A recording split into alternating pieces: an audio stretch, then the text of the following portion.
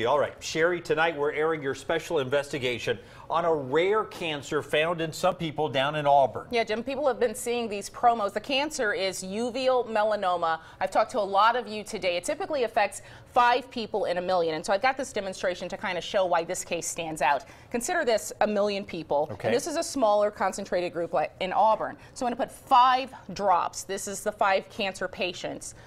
So put these 5 drops in here and just bear with me.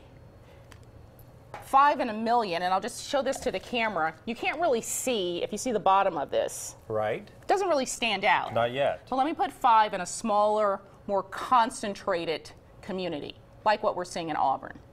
3, and that's the 5. All those drops came together. Let's put that there, and then as you look, and if you can look closely, right, and I'll show this to you so you can see it. And it starts to show up in a smaller group. You see that it really, really stands out. And that is indeed what caught the eye of this group of researchers, uveal oncologists in Philadelphia. And as part of this CBS 42 News investigation, I traveled there to find out why the same rare eye melanoma turned up in at least 5 people who either attended or worked at Auburn University at or around the same time. Tonight, what's been done to get answers? You can look, but you can't see, even if you focus very closely on Lori Lee's eyes. What's going on inside them isn't visible to the naked eye. If you wanted to talk to them for a little bit now. It stems from something doctors suspect happened decades ago when Lori attended Auburn University back in 1985 through 89. Strange, kind of eye-opening, what in the world could have been. There is no known cause. You just, I was basically told I had probably a better chance of winning the lottery than getting this because it is so rare. These days, she travels regularly here to this NCI-designated hospital in Philadelphia for treatment of a mysterious cancer discovered in her eye. It's called uveal melanoma. It typically affects 5 to 6 people in every 1 million, about 2,000 to 3,000 people in the U.S. each year, usually men in their 60s. This lab inside the Sidney Kimmel Cancer Center at Thomas Jefferson University is where they study the rarest of the rare eye melanomas.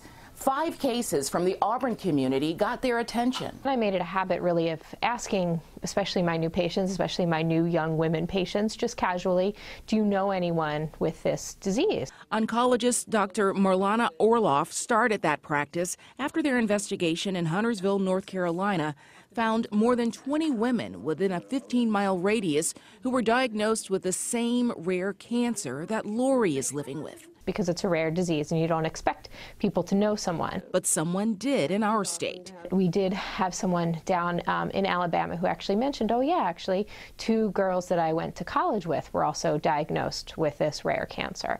And so really that's kind of what started our suspicion or investigation into potentially what could be happening. And if it's truly that most of these patients in Alabama were located extremely close in time and space, that makes things kind of a tighter group. North Carolina, the patients did not necessarily live on the same block. Depending on the type of testing that would need to be done, sometimes you can find traces of this or that. From what we're hearing from some people in Alabama is that certainly the patients that may have been affected were living very, very close together over a very short period of time. This is very strange. We have start looking around, we're keep asking the same question, where do you live? Dr. Takami Sato is a professor of medical oncology at the Sidney Kimmel Cancer Center at TJU and a pioneer in treatments for metastatic uveal melanoma. I found 2 male patients. One of them went to the same university. And then the other one worked on campus. At around the same time, these patients lived in the same dormitory.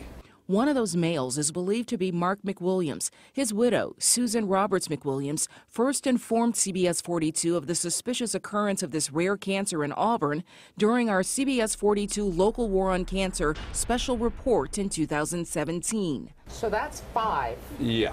So now numbers are increasing, So, but this doesn't mean there is something there. What Drs. Sato and Orloff told me it does mean is there needs to be more investigation. We are making an effort to go down to Alabama in early February, hopefully to engage the community down there, not just the university, but the community. Your team is going into Auburn to alert people that something. Not a lot. Just inform them. Yes, inform them yes. on why it would be a good idea to have regular eye exams at this point. That's one thing. Also, if people who live there can give us some hint. Dr. Sato, Dr. Orloff. I think this might be one thing that you have to look into. Lori Lee will be there. What I would like to see happen, to be able to come up with a reason why we're all getting this and find some more of the people that could be in that group and get them the help that they need. Until then, in between travel for treatment with her oncologist here at Sidney Kimmel, There's some investigating to do.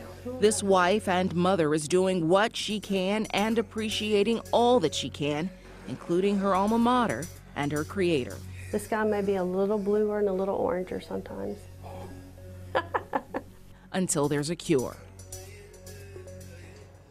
Auburn University declined an on-camera interview for our story, but they did give us this statement, which reads in part, the university encourages spreading the word about uveal melanoma and all types of cancer and the need for early detection, and it welcomes the cancer researchers looking into this rare cancer. Our understanding is the scientific community has not yet established what causes it, and there is no known causal connection that would indicate any student or employee in danger. They go on to say that the university would act immediately if it knew of any unsafe condition on campus. Now, you can read their full statement on our CBS 42 News app. It's there for you right now. I love her spirit. The sky a little more orange, a little bit more blue. They don't want to panic people, but the team is coming to Alabama. Who's going to be there and what's going to be going on? So it's everybody you saw in that story, those researchers, some of the patients in our area who have uveal melanoma. But Auburn University told me that they do plan to send a representative from their risk management to that meeting. And I talked to the city of Auburn. They too plan to send someone there to the meeting to get information so they can get an understanding about that meeting. And as for when the meeting is, it is Saturday, February 10th at the Auburn Hotel and Conference Center. It begins at 10 a.m. Now, they're going to discuss uveal melanoma, and they will compare the Auburn cases with those in Huntersville, North Carolina that you heard about in the story. You can find all of that information on our website at WIAT.com right now. Elsewhere tonight, happening tomorrow.